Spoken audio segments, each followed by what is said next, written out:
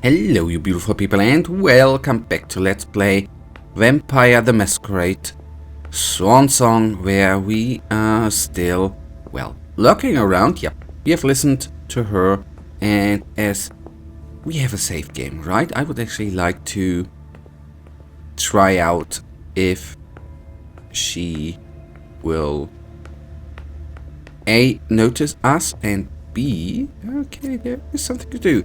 Mrs. Iversen, dear, I have received your summons to the extraordinary council meeting on October 19th, 2019. Rest assured, I will be present at the meeting. Sincerely, Hilda McAndrews.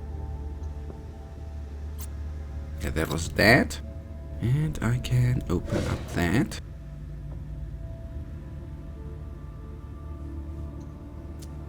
A cell phone? But they're not allowed. Hilda likes to play with fire. Okay, that was that. Yeah. Technology-wise, we are not there yet. Don't know if we are ever gonna be there. But let's just hope we will. Okay, good. I'm not gonna go left, but right. Yeah, we tried out. To the curator of the Rosemont Society, we would like to confirm that the engraving The Battle of the Plains has arrived intact. To our great satisfaction, this acquisition also makes us confident that our future transaction will be fruitful. We are most appreciative. Yeah.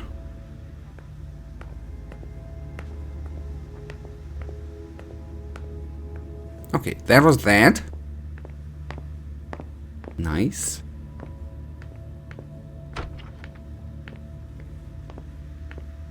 Yeah. Sorry, this is a new session, by the way, so I might not remember everything, but that's the way we came from, and that's the way to go. On our lurking around tour through the council room, vampire thing, building, apartment, whatever. Richard's apartment.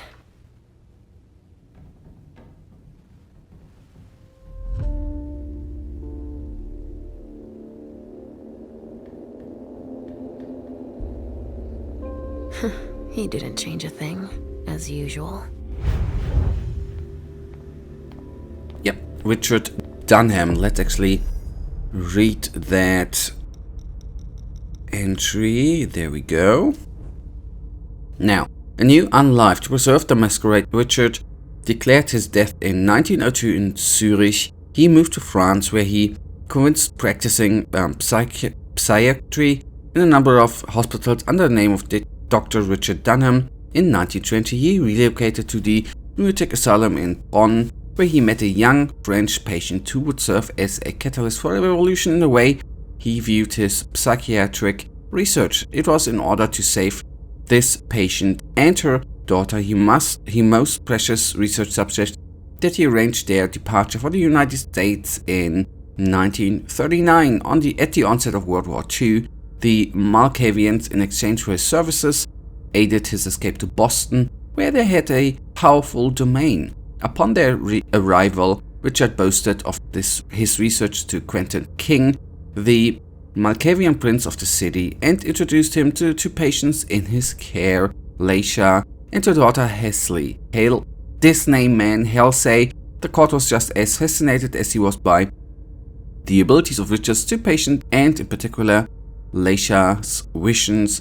Her gift allowed the three of them to benefit from the interest and protection provided by the prince, and saw Richard as the greatest psychiatrist of all time, the one who would usher in the era of the children of Malkav. Promising research in 1950, Richard exhibited his psychiatric research on the resonance of vessels, which earned him the support and recognition of his peers. He experimented on the vessels using chemical cocktails in order to significantly amplify their resonance. His experiments were as... I'm sorry. I am reading today, I don't know. His experiments were a success under the reign of Hazel Iversen, who immediately realized the incredible opportunity this presented for Boston if she could maintain the properties of the enhanced blood in containers using magic. She could corner the blood market and, more importantly, leave a mark in history. The prince gave Dr. Dunham the means to carry out his research and began to negotiate an alliance with the Hartford gentry to get the help of the blood witches. Richard, however, only looked after his own interests to advance the psychiatry of children of Markov. To do so, he must satisfy the prince, but he must also protect his most precious suspect of study, Leysha, from the prince's ambitions. Dear Dr. Dunham, as instructed, I have prepared the donors you listed for the unification party. They will be ready for you to pick up at 9 PM at the Red Saloon. Yeah, I think that your guests will be impressed by the quality of the vintages you are offering them, and I hope that we will fully appreciate the fruit of your labors. Where are you, Mr. Teddy? So, did you find your teddy? No, not yet. I'm not sure he's here. What about you? Did you finish your job for the prince? Yes, I found something that might be of interest to Hazel. Does that mean we're going back to see the prince then? We're not done yet. Not quite, Pumpkin. I want to take another look around. You wait for me here, but be good. I will.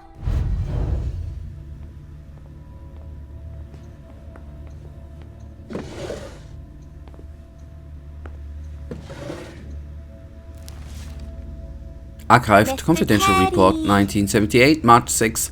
Unknown origin, 30 members of the court caught in Sutton. Collective panic for several minutes. Quentin King, our prince, called for an investigation. Closed without any conclusion. Findings in 1988 after the prescribed 10 years of investigation. October 31st. Unknown origin, the servants of the Primogen apartments began to hum the same song for 1 hour. Quentin King, our prince, called for an investigation. Closed must without be any hiding conclusion. somewhere Finding in 1988 as the usual. The same day, unknown origin, servants of the prince quarters all laughed hysterical for 1 hour. Investigation, and that was closed 10 years later. Mrs. Hazel Iversen, our prince, reported feeling a sudden and brief mental intrusion during her speech. Mrs. Hazel, our prince, called for investigation and closed after investigation. Report delivered in person, August 8th. Unknown origin, feeling of imminent death felt by several members of the court, lasting several minutes. Call for investigation, report delivered. Unknown origin, servants on the Primogen's apartments began vomiting for several minutes. The Wessex Not there. precinct experienced Where are you, Mr. uncontrollable crying for it throughout the night. Miss Hazel, call for investigation, delivered in person, and that's the same. Okay, huh? Mr. Teddy. Only Richard would still use that.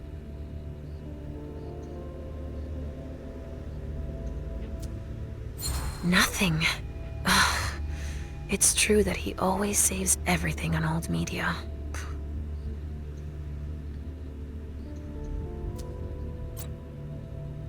Please. Okay. Yeah. Okay, insert floppy disk. Yeah, obviously. We need to find a floppy disk. Oh, there were times, man.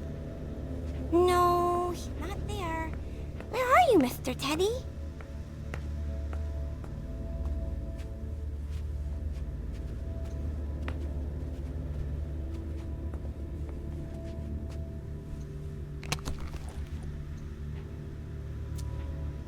Maybe I'll find a way to read it.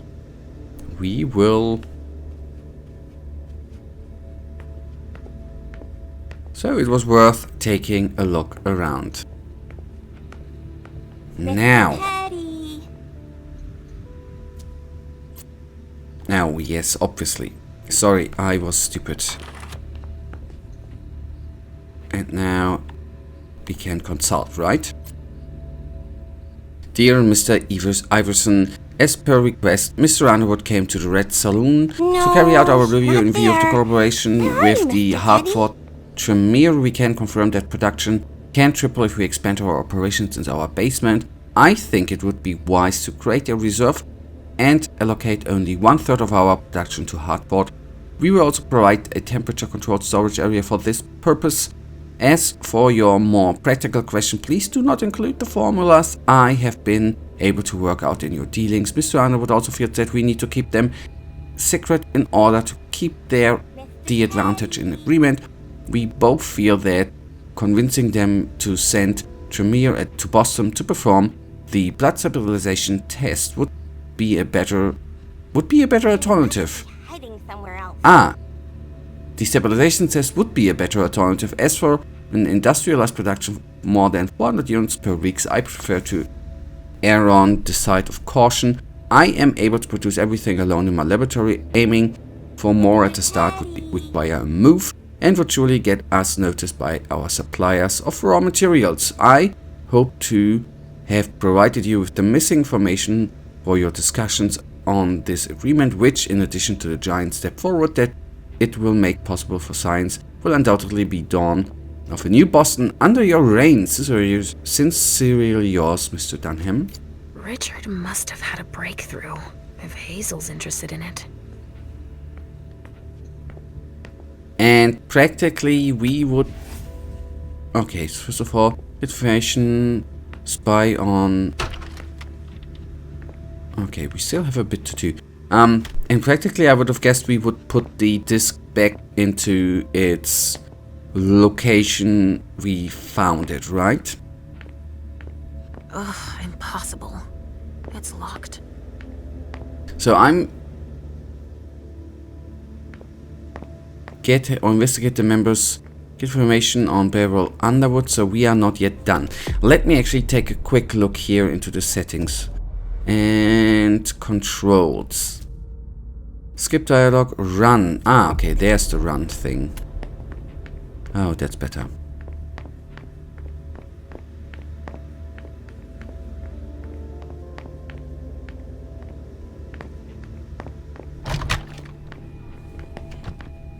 What a nightmare.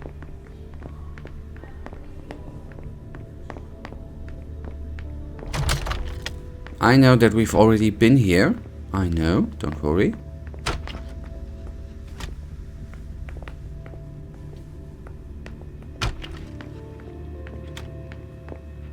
I just wanna make sure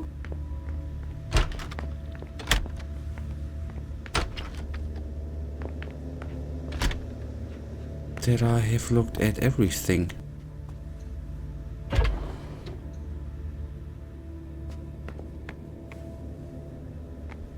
There are traces, but I can't break that illusion. It's much too strong.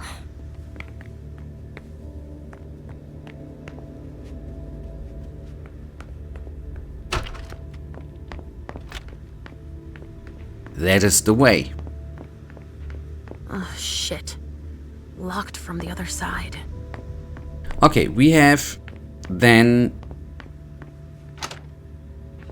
just a couple of rooms available. I am quite certain, although I could be proven wrong, that I've seen everything in them rooms. Now, there's in my... We can't go in there. I want to check the elevator.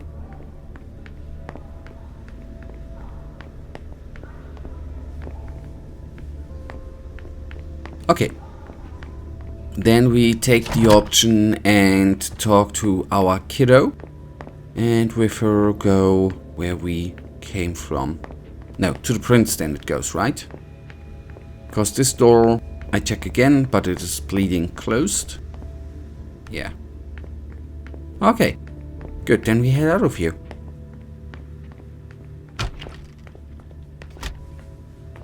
Kiddo? Are you almost done? Yes, I found something that might be of interest to Hazel. Does that mean we're going back to see the prince then? Yes. Let's go, Sugarfangs.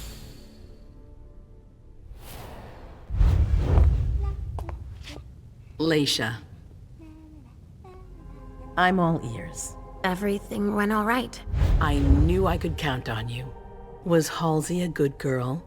Yes, as usual. Good. Were you able to find anything interesting in Ms. Drury's apartments? Yes, there was intel she had gathered on the guests, including those from the Hartford Chantry. Anything about their regent, Deneb Osborne? Yes, he seems to be obsessed with memory magic. Interesting. I gave everything to Delsin. Thank you. I'll take a look at it later. Were you able to see or hear anything interesting?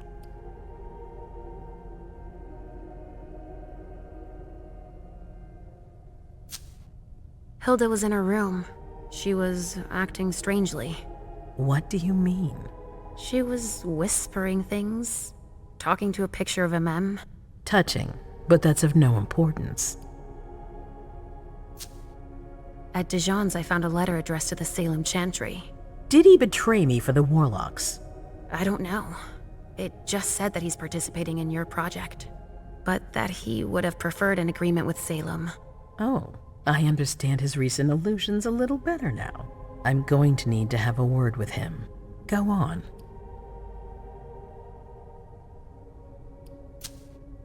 I also found that at Jara's, a file on the party. It's a record of everything Journey did. That could be useful. Give it to Delsin on your way out. Anything else? I had a vision. I knew you would. What did you see? Was I in your vision? I think it was me. My forehead was on fire. All right. Do you have any idea what it could mean? Not in the slightest. Are you disappointed? The important thing is that you're starting to have visions again. But I could hear what Emem and Journey were saying. It happened when I was in Jara's office. Couldn't, I sorry. just found Journey going through her things. But she's not allowed to be there. Emem joined her almost immediately. What did they say to each other? I couldn't hear what they said. That's when I had the premonition. That's too bad. But you didn't fail, I promise. Don't worry about it. Just focus on your visions. That's all I was able to find. I knew I could count on you. Thank you, Leysha. Richard still wasn't there. Were you able to find out anything else? Yes, one of my servants just came back from his bar, the Red Salon, as that's where he does his research. I had hoped to find him there. But she confirmed that Dr. Dunham had gone to the party early with a few of his vessels. I'm sorry, Leysha. No. If he had been destroyed, I would have felt it. I have to go find him. You're the most discreet of all of us, it's true. But we have no idea what might have happened there. It could be dangerous. I won't be alone. Halsey will be with me. Of course. And one last thing. Dr. Dunham wasn't the only one there. There was also Miley, my child. Bring her back to me. Yes, of course. We'll leave right away. I wouldn't expect anything less of you. Thank you, Leysha.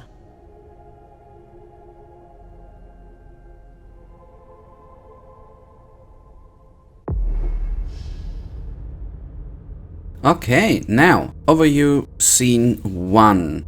Each scene ends with an overview of your accomplishments, failures, and what you could have done differently. For each success, your character earns experience points. Nice. Now, no failures, that's good, but scene 1, you know? Traits, introspective, -20 to the next experience cost for the aspects. Discipline, merciful, 10% success rate in rhetoric tie. Okay, overtake you gave the prince. Documents that would certainly clear Journey's name to listen to hear what Hilda's mind. You found a letter from Dijon. Sieska confirmed the presence of the Salem Chantry. You told the prince about what was in the letter. You could have spied on conversations between Emem and Journey. could have discovered Beryl Underwood's preoccupations. Okay, yeah, but that is fine, I would say. So scene 2, Emem, right? come here. I know what you're gonna say. Go on. I'm listening. You want to know why Journey isn't with me. I'll tell you why. Yes, please. I'm all ears. Now. Wait a second. That we can't do. Because we are missing focus. But that we could do, right?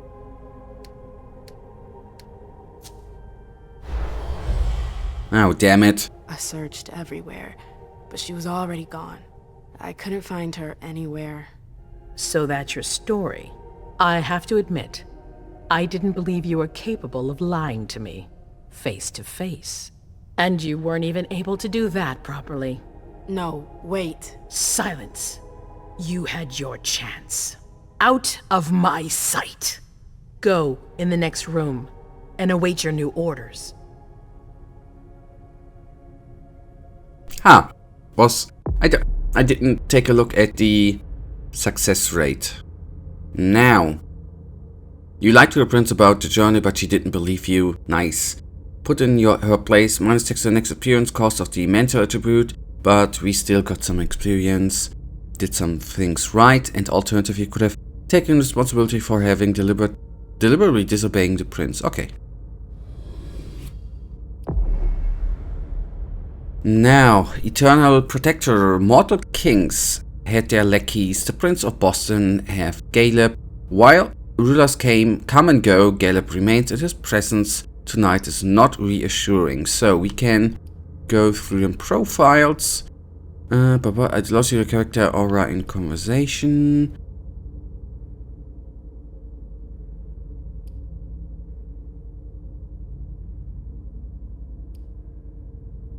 I'm gonna jack of all trades. And then let's apply. And here too.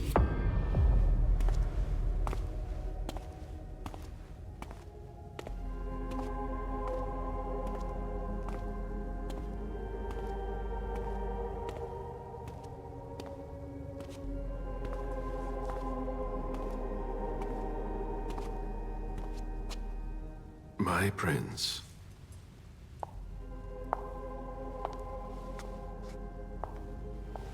Delson.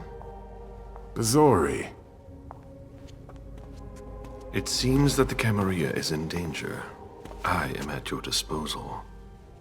Your sense of duty is a credit to you, Galeb. You haven't lost your touch, I hope. The code red is linked to the unification party with the Chantry. No one there is answering anymore. How many of us were there? Probably a good 20, give or take. Dr. Dunham and our top spy, Jara Drury, were already there. We might have lost 2 members of the Primogen. What about Hartford? Have you heard from them? If those dogs had anything to do with what happened, I'll cut their throats myself. Do you think they might be involved? I don't know. It's too early to draw any conclusions. Where do you want to start? Can I count on you? You have no reason to doubt me. One by one, the Ancili heed the beckoning and go east. You're the eldest in the city now. Don't do this to me. Not now. I would be very grateful to you. And Fang. How may I be of service? Go and see Caius with Jaragon. He's in charge of security. He may have learned something. You can count on me. You have my absolute confidence, Galeb.